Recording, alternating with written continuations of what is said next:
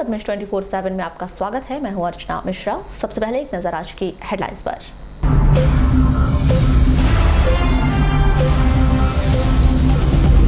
नवविवाहिता ने किया अग्नि स्नान, ससुराल पक्ष पर लगा दहेज प्रताड़ना का आरोप, 4 लोग गिरफ्तार। ट्रेन से कटकर एक व्यक्ति की मौत, बूढ़ी रेलवे क्रॉसिंग के पास की घटना। जल जंगल जमीन की मांग को लेकर एक बार फिर सड़क पर उतरे आदिवासी। जिले भर में आयोजित की गई प्रतिभा खोज राष्ट्रीय परीक्षा, प्रधान पाठक की लापरवाही से 14 छात्र परीक्षा से वंचित। 30 नवंबर तक पूर्ण हो जाएंगे भाजपा जिला अध्यक्ष के चुनाव के 2 चरण हुए पूरे। जिले भर में सर्ववर्गीय कलार समाज ने मनाई इष्ट देव भगवान सहस्त्रबाहु की जयंती। चीतल के 2 सींग के साथ एक व्यक्ति गिरफ्तार, वन विभाग ने की कार्रवाई। और उगते सूर्य को अर्घ्य के साथ ही समाप्त हुआ छठ पूजा का महापर्व।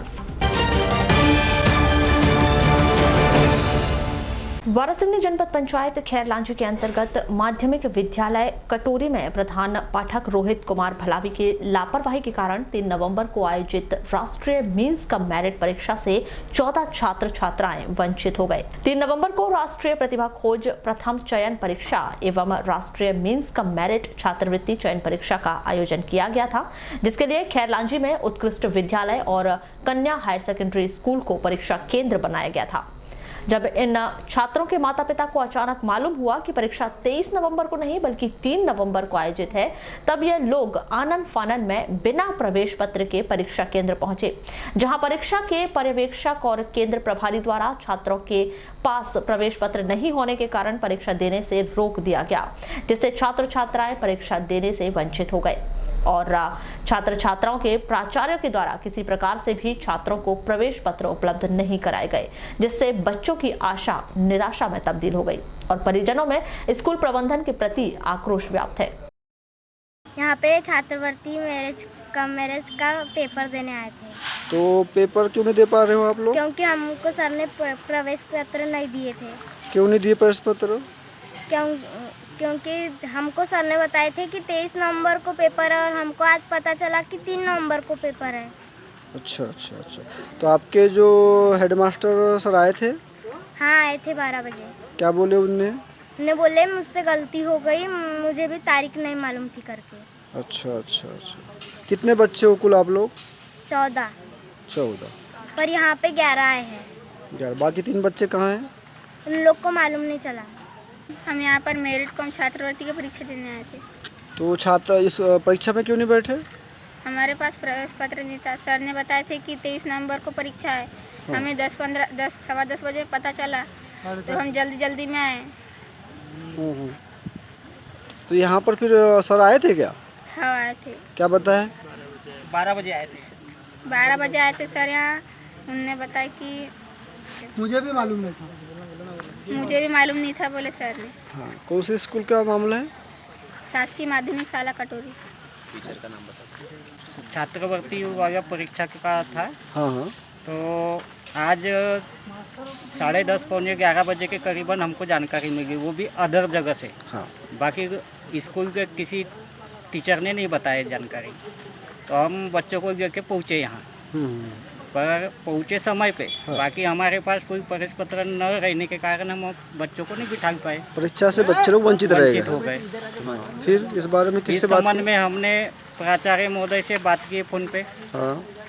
प्राचार्य की हेडमास्टर? हाँ। तो उनने कि मुझे भी जानकारी नहीं थी इस संबंध में। हाँ। बाकी मैं आ रहा हूँ। हाँ। तो वो आए 12 सवा 12 बजे। कौन हेडमास्टर? रोहित कुमार भला। हाँ। आने के बाद में उन्होंने कहा कि मुझे भी ज्ञात नहीं था और ज्ञात नहीं था, मुझसे गलती हो गई, माफ़ कर दो। मैं भी सोच रहा था कि 23 तारीख का पेपर होगा। तो हमने उनसे कुछ पूछे कि अदर जगह कैसे जानकारी हो गई और यहीं क्यों नहीं हुई जानकारी। प्रतिवर्ष की तरह इस वर्ष भी छठ पूजा का महापर्व जिले में हर्षोल्लास के साथ मनाया गया।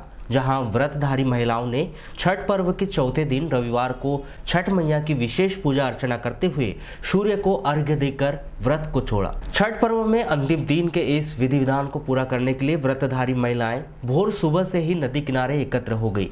उन्होंने सूप में समस्त पूजन सामग्री एवं ऋतु फल आदि रखकर छठ मैया की विशेष पूजा अर्चना की। विधि विधान के साथ दीप प्रज्वलित कर छठ मैया से विभिन्न मनोकामनाएं मांगी।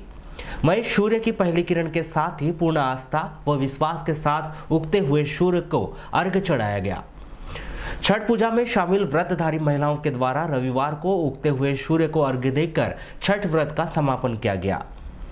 आपको बताएं कि इस वर्ष छठ महापर्व की शुरुआत गुरुवार से हुई थी। नहाए खाए से शुरू 4 दिन तक चलने वाले इस छठ महापर्व पर शुक्रवार को विशेष पूजा पाठ के साथ महिलाओं ने खरना मनाया। वहीं शनिवार को छठ पर्व के तीसरे दिन 36 घंटे का निर्जला व्रत रखकर महिलाएं वैनगंगा नदी में डूबते हुए सूर्य को अर्घ्य देती हुई नजर आई। तो वहीं रविवार को उदित होते सूर्य को अर्घ्य देकर व्रत संपन्न किया गया। छठ के इस महापर्व को लेकर महिलाओं में खासा उत्साह नजर आया। धार्मिक मान्यताओं के अनुसार व्रतधारी महिलाएं पारिवारिक सुख, समृद्धि व मनोकामना की पूर्ति के लिए छठ का यह व्रत धारण करती है। मान्यता छठ पूजा की बहुत है। अपने घर की सुख समृद्धि के लिए, परिवार की सुख शांति के लिए और सबकी उज्जवल भविष्य के लिए जो भी मनोकामना यहाँ पर छठ मैया के पास किया जाता है वो पूर्ण होता है। कितने दिनों से करते हैं? मैं ये 17वां साल है। नहीं 17, कब से स्टार्ट होता है ये पर्व? ये 4 दिन का रहता है मेन। ये 31 तारीख से शुरू हुआ है, आज समापन है। कैसी विधि रहती, क्या करते हैं आप लोग? 31 तारीख को जब शुरुआत हुआ था तो लौकी चावल, जिसको हम लोग संजत बोलते हैं, लौकी और चने की दाल की सब्जी बनती है और लौकी चने की ही दाल बनती है और चावल और रोटी और शुद्ध घी में और सेंधा नमक, मतलब पूरा सात्विक भोजन। और उसका खान पान करते हैं, हम उसी को खा के हम लोग व्रत शुरू करते हैं। उस दिन उसको खाते हैं। उसके दूसरे दिन फिर 1 तारीख को हम पूरा निर्जला उपास था। फिर रात में खीर की पूजा प्रसाद बनती है, सूर्य भगवान को भोग लगाते, वही प्रसाद पाकर फिर कल दूसरे दिन भी निर्जलाते और कल तक। जिला माली फुलमाली समाज के द्वारा 24 नवंबर को वार्षिक सम्मेलन का आयोजन किया जा रहा है। इस सम्मेलन की तैयारी के लिए रविवार को स्थानीय बस स्टैंड स्थित धर्मशाला में एक बैठक का आयोजन किया गया, जिसमें पूरी रूपरेखा तैयार की गई। आज दिया जिला स्तरीय बैठक इस उद्देश्य से ली जा रही है कि हमारा 24 नवंबर को वार्षिक सम्मेलन परिचय सम्मेलन का आयोजन किया गया है। तो उसके पूर्व रिहर्सल हम लोग कर रहे हैं कि कार्यक्रम को किस तरह से किन अतिथियों को आमंत्रित की जाए। उसकी हम लोग तैयारी के हिसाब से आज लोग जिला स्तर की बैठक हम लोग आयोजित की, जिसमें सभी सेक्टर के लोग आमंत्रित किए गए हैं। साथ में जिला कार्यकारिणी के लिए लोग उपस्थित हैं।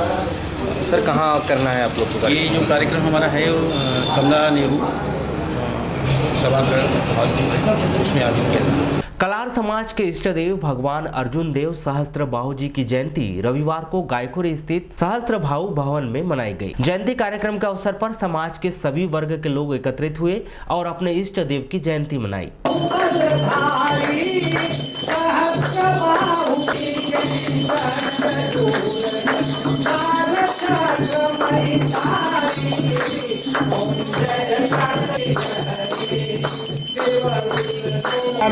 तव जस वेद पुराण बखान प्रवीर्य हरे यज्ञ दान तप योग। आज हमारे कलार समाज के इष्ट देव भगवान सहस्त्र बाहु अर्जुन देव की जयंती मनाई जा रही है, जिसमें सभी वर्गों के हमारे स्वजाति बंधु आज यहाँ उपस्थित हुए हैं। इसमें समाज के सभी बंधु आज भगवान सहस्त्र बाहु की कथा कर रहे हैं। कथा के बाद में हवन हुआ है।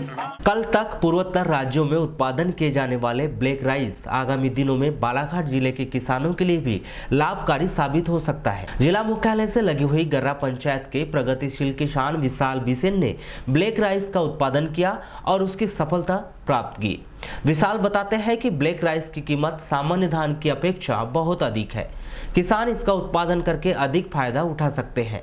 हालांकि इसका उत्पादन खरीफ की फसल में ही किया जा सकता है, क्योंकि इस धान को बहुत अधिक पानी की आवश्यकता होती है। जो किसान क्रांति या चिन्नौर का उत्पादन कर रहे थे, ऐसे किसान ब्लैक राइस का उत्पादन कर अधिक मुनाफा कमा सकते हैं। सामान्यतः ब्लैक राइस बहुतायत मात्रा में उत्पादन किया जाए तो उसकी कीमत किसान 10,000 रुपये क्विंटल तक प्राप्त कर सकते हैं। देखिए, अपने ब्लैक राइस जो है ये भारत के पूर्वोत्तर राज्यों में जो 7 सिस्टर्स हमारे स्टेट हैं नॉर्थ ईस्ट में, वहाँ बेसिकली में ये पाया जाता है। वहाँ की मूल फसलों में से है। वहाँ की मूल मतलब बड़े त्योहारों में इसके चावल का बहुत ज़्यादा वहाँ के जो नागरिक हैं उन लोग इस्तेमाल करते हैं। काफ़ी बेनिफिशियल है। मेरे इस चावल को लगाने का मकसद था कि सबसे पहले तो ये देखना था कि हमारे यहाँ के एनवायरनमेंट में, हमारे यहाँ के वातावरण में ये चावल, ये धान की प्रजाति विकसित हो सकती कि नहीं। तो उसमें तो हमने सफलता प्राप्त कर ली है। दूसरा हमारा मकसद ये था कि अगर चूँकि इसका कीमत बहुत ज़्यादा है, इसका बीज ही जो है वो हज़ारों रुपए किलो के हिसाब से बीज मिलता है, इसका जो चावल है वो भी काफ़ी कीमती है।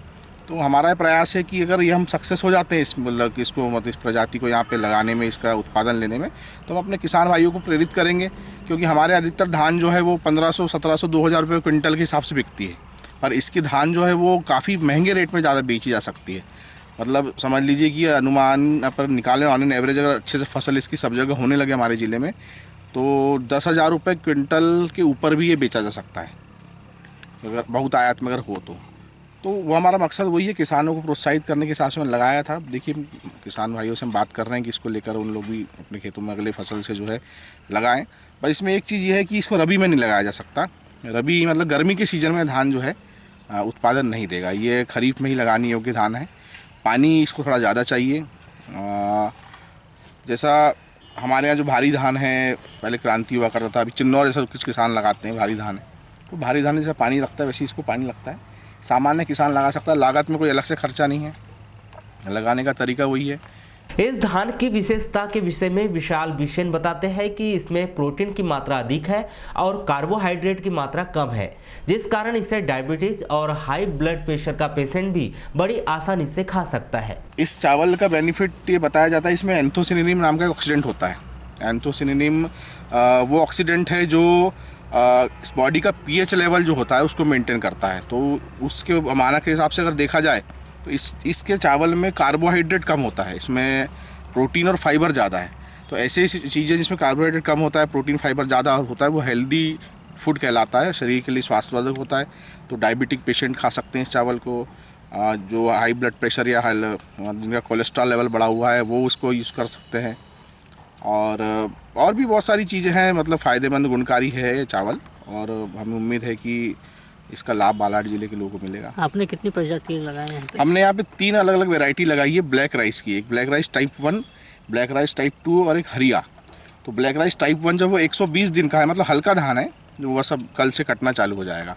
और ब्लैक राइस टाइप 2 जो है वो भारी धान है, उसको करीब लालबर्रा मुख्यालय में स्थित शासकीय उच्चतर उत्कृष्ट माध्यमिक विद्यालय लालबर्रा में भी माध्यमिक शिक्षा मंडल भोपाल एवं राज्य शिक्षा केंद्र के द्वारा रविवार को पूरे जिले में राष्ट्रीय प्रतिभा खोज एवं राष्ट्रीय मीन्स कम मेरिट परीक्षा का आयोजन किया गया, जिसमें कुल दर्ज 550 में से 507 बच्चों ने इस परीक्षा में हिस्सा लिया।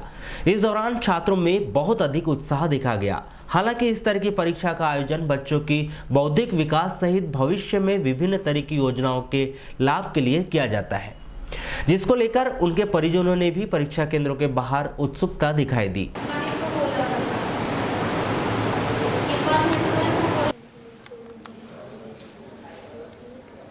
मैम, कौन सी प्रतियोगिता? ये यहाँ पर परीक्षा हो रही है, मीन्स कम मेरिट छात्रवृत्ति के लिए बच्चों की परीक्षा हो रही है। कहाँ से बच्चे उपस्थित हुए हैं यहाँ? पूरे ब्लॉक के बच्चे हैं। हमारे यहाँ 550 बच्चों का सेंटर है। कहाँ यानी कि सेंटर? ब्लॉक के प्राइवेट और सरकारी स्कूलों के बच्चे जो इस प्रतियोगिता में परीक्षा में शामिल हुए हैं वो आए हैं, और यहाँ पर 550 बच्चों का सेंटर बनाया है। कितने घंटे की यानी परीक्षा? 2:15 बजे तक चलेगी परीक्षा। मध्य प्रदेश शासन खेल एवं युवा कल्याण विभाग के निर्देश के अनुसार वर्ष 2019 में जिले में 1 नवंबर से 14 नवंबर के मध्य जिला स्तर पर प्रांतीय ओलंपिक खेल प्रतियोगिता का आयोजन किया जाना है, जिसमें प्रदर्शन करने वाले खिलाड़ियों के चयन हेतु 3 नवंबर को प्रातः 9 बजे से स्थानीय शासकीय महाविद्यालय लालबर्रा के मैदान में खेल ट्रायल किया गया, जिसमें मुख्य रूप से kabaddi, volleyball, kho-kho, badminton, table tennis एवं एथलेटिक खेल संपन्न करवाए गए। खेल प्रतियोगिता में 16 वर्ष से अधिक आयु समूह के बालक एवं बालिका खिलाड़ी सम्मिलित हुए। खींचो, खींचो। बहुत अच्छा। आज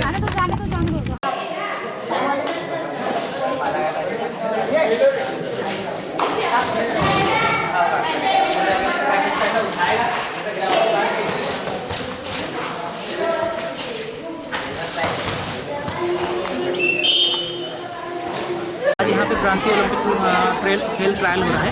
ये खेल विभाग बालाघाट के द्वारा हो रहा है। इसमें बच्चे जो है 16 साल के बच्चे के ऊपर प्रतिस्पर्धा में भाग लेंगे और इसके बाद यहाँ से जैसे इनका ट्रायल हुआ और चयन जो बच्चे हो गए तो सीधे बालाघाट में प्रतियोगिता में भाग लेंगे। तो कितने दिवसीय है सर? ये सर 1 दिवसीय है। सिर्फ यहाँ पे चयन हो रहा है आज। जो बच्चे अच्छे हैं, जो बच्चे चैंपियन हैं, जो बच्चे नेशनल खेले हैं, बच्चे का चयन करना है और जो बच्चे ग्रामीण स्तर के हैं, क्लब के हैं और स्कूल के हैं, संघ के हैं, वो बच्चे इसमें पार्टिसिपेट कर सकते हैं और उनका चयन करके भारतीय जनता पार्टी के जिला अध्यक्ष चुने जाने की निर्वाचन प्रक्रिया शुरू हो चुकी है, जिसके लिए त्रिस्तरीय प्रक्रिया अपनाई जा रही है। वर्तमान जिला अध्यक्ष रमेश रंगलानी ने बताया कि भारतीय जनता पार्टी के अध्यक्ष पद के लिए त्रिस्तरीय प्रक्रिया अपनाई जाती है, जिसमें प्रथम चरण में सदस्य, दूसरे में बूथ लेवल और तीसरे में मंडल स्तर की प्रक्रिया अपनाई जाती है, जिसमें शुरू के 2 स्तर की प्रक्रिया पूर्ण हो चुकी है। देखिए, हमारे जिले के त्रिस्तरीय चुनाव होते हैं। पहले सदस्य बनते हैं, वो प्रक्रिया हमारी पूर्ण हो गई। इसके बाद हर बूथ की समितियां बनाई गई। हर बूथ में समिति बनी है और उन बूथ की समितियों में भी बूथ के जो सदस्य थे उन्होंने समिति, एक अध्यक्ष होता है, एक महामंत्री होता है और बाकी सदस्य होते हैं। लेकिन वो 25 सदस्य, 50 सदस्य, 150 सदस्य, जैसे जैसे सदस्य संख्या वैसे वैसे उसकी संख्या भी समिति की बढ़ती जाती है और वो समितियों के चुनाव हमारे यहाँ पूरे लगभग संपन्न हो गए।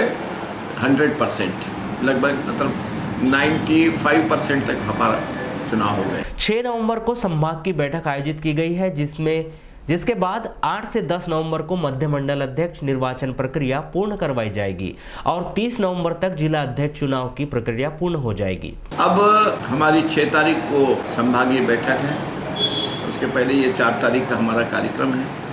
उसमें तय होगा कि तारीख कौन सी होगी। 8 संभवतः 8, 9 या 9, 10 ये मंडल चुनाव की तारीखें तय हो, वो मंडल चुनाव होंगे और इसके बाद ये 30 नवंबर तक जिले का चुनाव हमारा लगभग संपन्न हो जाए। 30 नवंबर तक हम नया जिला अध्यक्ष बन जाएगा और इसके बाद दिसंबर में प्रदेश अध्यक्ष का निर्वाचन।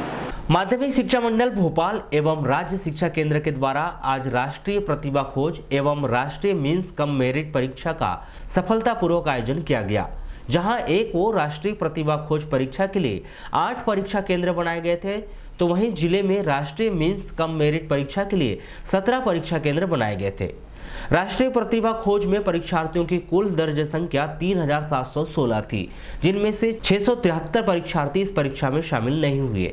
वहीं राष्ट्रीय मीन्स कम मेरिट परीक्षा में परीक्षार्थियों की कुल दर्ज संख्या 5361 थी, जिनमें से 4688 परीक्षार्थियों ने पर्चा हल किया।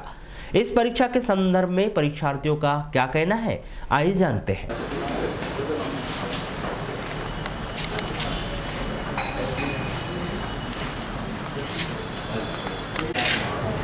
तो सबसे पहले OMR सीट में आपको दे रहा हूँ, है ना? 15 मिनट के बाद आज यहाँ पे मैथ्स, सोशल साइंस और साइंस।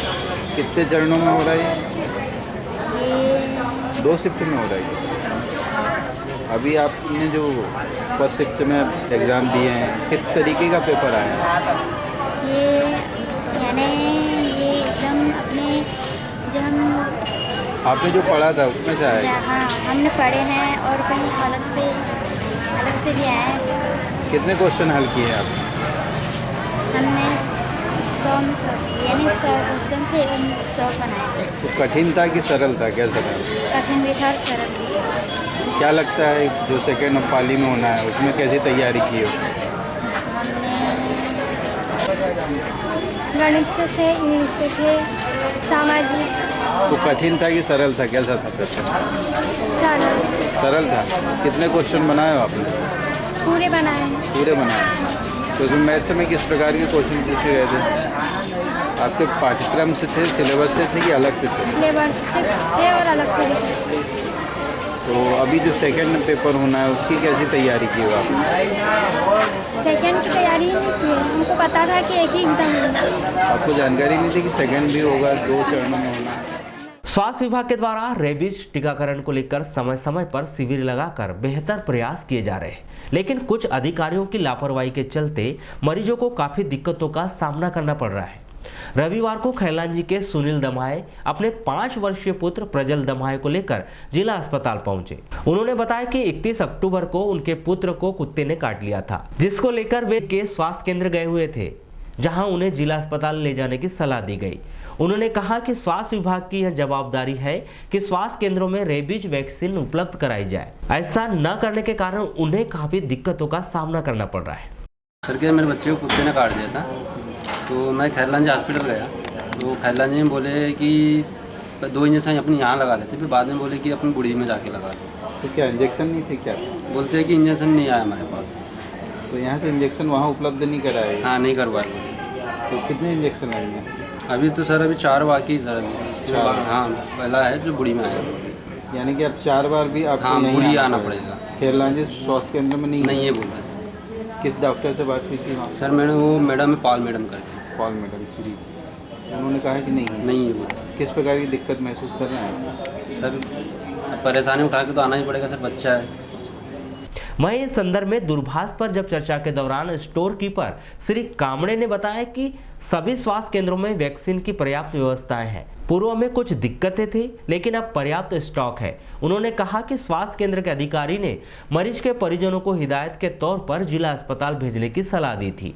वारासिवनी सामान्य वन परिक्षेत्र अंतर्गत कनकी वृत्त स्थित ग्राम पंचायत गर्रा में चीतल के 2 सींग के साथ अजय हट्टेवार को गिरफ्तार किया गया है।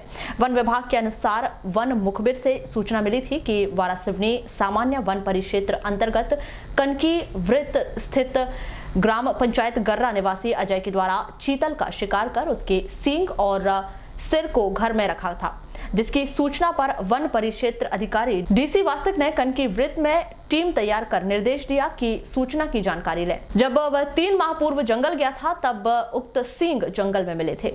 वन्य प्राणी संरक्षण अधिनियम 1972 की धारा के तहत वन अपराध पंजीबद्ध कर जांच में लिया है। आरोपी अजय को सोमवार को न्यायालय में पेश किया जाएगा। सुबह मुखबिर से कॉल मिला कि ग्राम गर्रा में अजय वल्लभ काशीदास के घर में चीतल के सिंग एवं उसके सर को रखा गया है। प्रारंभिक तौर पर परिक्षेत्र सहायक कनकी के द्वारा टीम गठित की गई और टीम गई मौके पर। अजय घर पे ही था। पूछताछ किए, अजय ने बताया कि मेरे पास में सिंग रखे हुए हैं, चीतल के हैं और जिसे मैंने 3 माह पूर्व जंगल से उठा के लाया है। ये तो आगे का विवेचना का ये है, लेकिन अभी हम लोग इसको अनुसूचित ट्रैफिक के रूप में दर्शा करके वन अपराध में पंजीबद्ध किया गया है, जो 12/767/1 3/11/19 के द्वारा वन्य प्राणी संरक्षण अधिनियम 1972 की धारा 2। डहरवाल कलार समाज के द्वारा आज मोती नगर स्थित निजी संस्थान में सहस्त्रबाहु जयंती एवं दीपावली मिलन समारोह मनाया गया। इस अवसर पर समाज संगठन के तमाम पदाधिकारी एवं सामाजिक बंधु मौजूद रहे। इस कार्यक्रम के दौरान वरिष्ठ जनों का सम्मान भी किया गया। आज यहाँ कार्तिक शुक्ल पक्ष की सप्तमी तिथि को भगवान सहस्त्रबाहु जयंती का कार्यक्रम मनाते हैं। हम लोग विगत वर्षों से लगातार मना रहे हैं। तो मतलब कार्तिक पक्ष की सप्तमी तिथि जो आती है शुक्ल पक्ष की, ये भगवान सहस्त्रबाहु की जयंती का दिन है और इस दिन हम लोग भगवान सहस्त्रबाहु की जयंती मनाते हैं। आज दीपावली मिलन सहस्त्रबाहु जयंती और वरिष्ठ नागरिकों का सम्मान समारोह यहाँ रखा। चौरासिया समाज संगठन के द्वारा आज नगर के महर्षि स्कूल में दीपावली मिलन समारोह का आयोजन किया गया।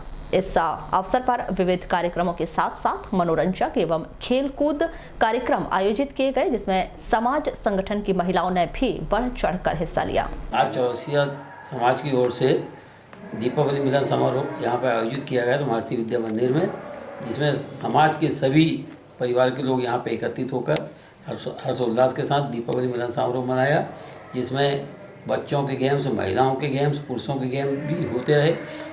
दोपहर 1 बजे से ये कार्यक्रम प्रारंभ किया गया है, जो शाम को आज भी 5 बजे तक चल रहा है।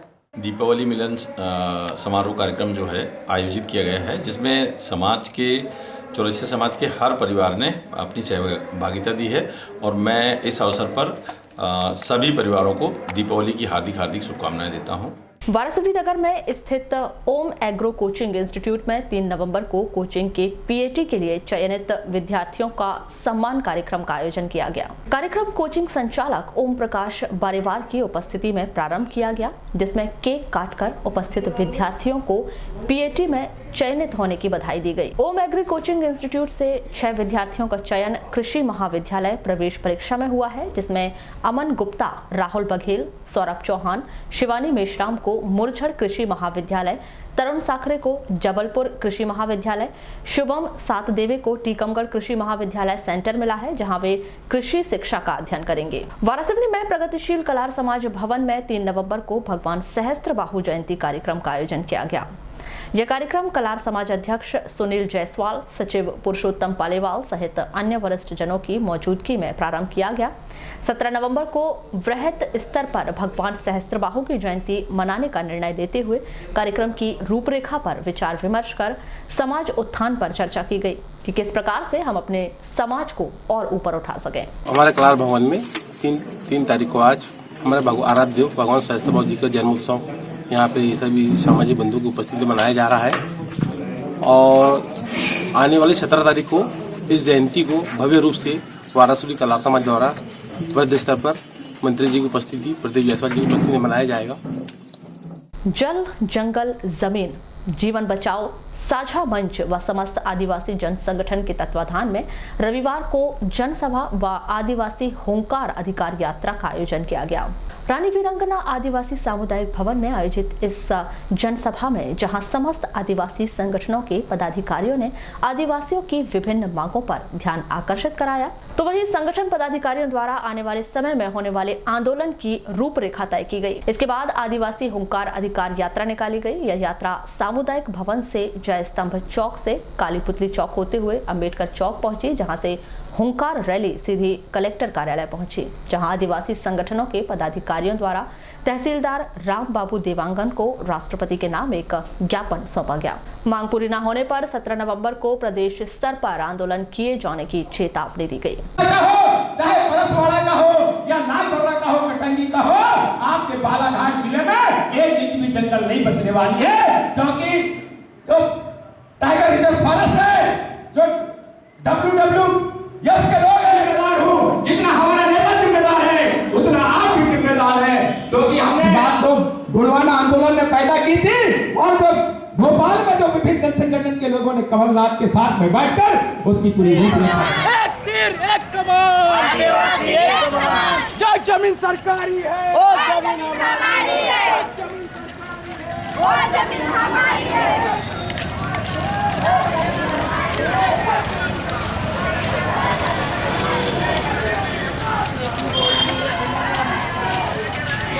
आदिवासी के वास्ते हरी कर दो रास्ते, आदिवासी के वास्ते हरी कर दो रास्ते।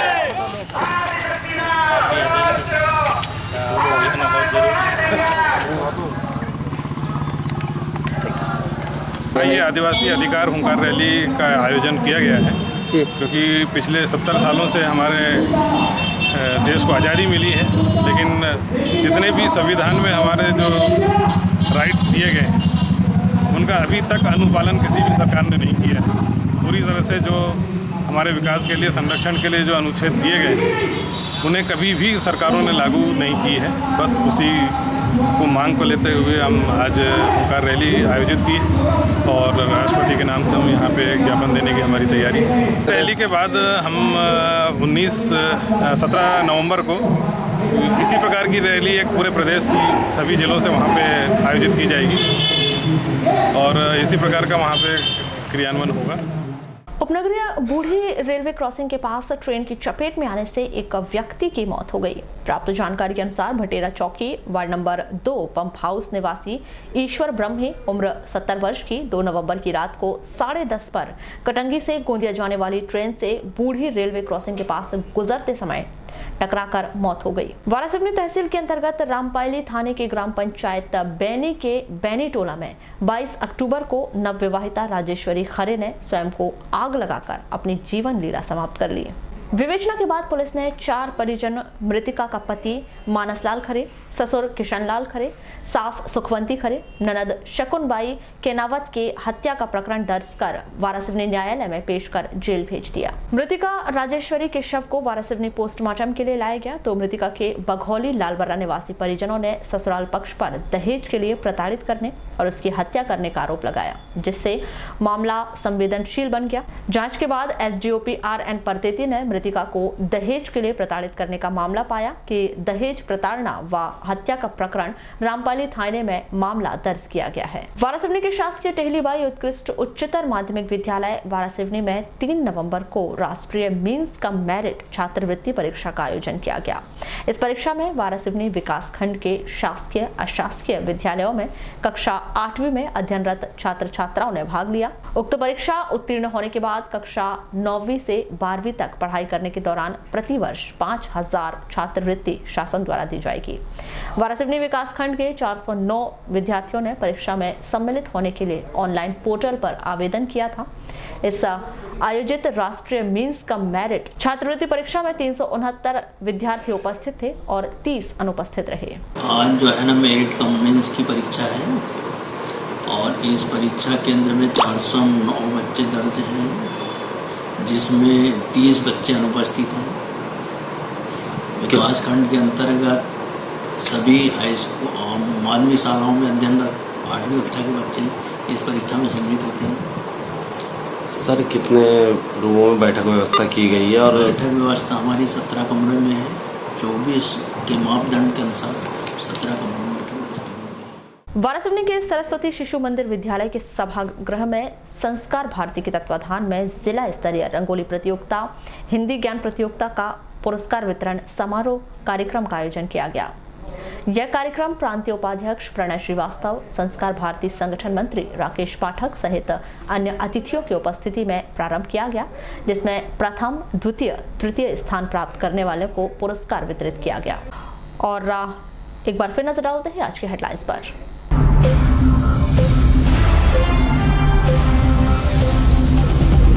नवविवाहिता ने किया अग्नि स्नान, ससुराल पक्ष पर लगा दहेज प्रताड़ना का आरोप, 4 लोग गिरफ्तार।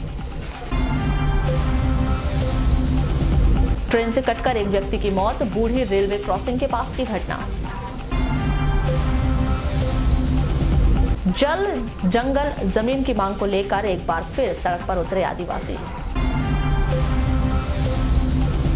जिले भर में आयोजित की गई प्रतिभा खोज राष्ट्रीय परीक्षा, प्रधान पाठक की लापरवाही से 14 छात्र परीक्षा से वंचित।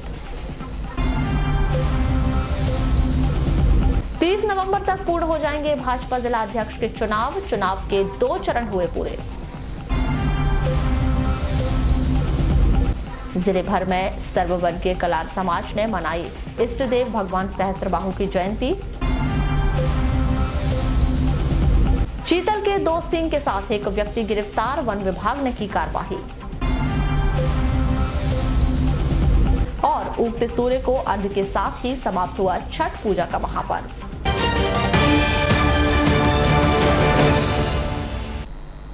तो ये थी अभी तक की खास खबरें। अगले न्यूज बुलेटिन के साथ फिर मुलाकात होगी, तब तक के लिए नमस्कार।